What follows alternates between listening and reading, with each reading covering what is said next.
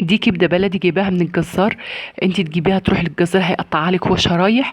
الكبده لما تجيبيها بلدي احسن من اللي تجيبيها مجمده، هي صحيه احسن من المجمده. معايا البصل مقطعه جوليان، معايا الزيت. شوح البصل في الزيت على النار وبعد كده اشيله، واحط الفلفل، فلفل احمر واخضر، واحط معاهم الهريسه معاها راس توم منعمها، واحطهم يتشوحوا. بعد كده القلب مقطعاه صغير، وحته من الحلويات هيتشوحوا. القلب بياخد تسويه هو والحلويات اكتر من الكبد، فاحطهم في الاول يتشوحوا شويه وبعد كده هضيف الكبده. الكبده لما تجيبها من الجزار تحطيها في ليمون، يعني تعصري عليها كذا ليمونه، وتسيبيها بس 5 دقايق، وتحطيها في مصفى علشان خاطر لو هتنزل دم ولا حاجه. بعد كده ضفت الكبدة وهشوحهم مع بعض.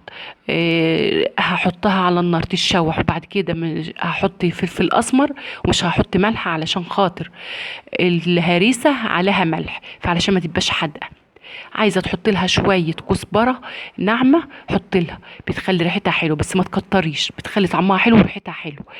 البصل اللي انا قليته في الاول، حمرته في الاول ده، شوحته في الاول، ممكن اضيفه دلوقتي، يعني بعد ما الكبده اتشوحت كده وخدت تسويه هضيف البصل، تاخد بس من نكهه البصل.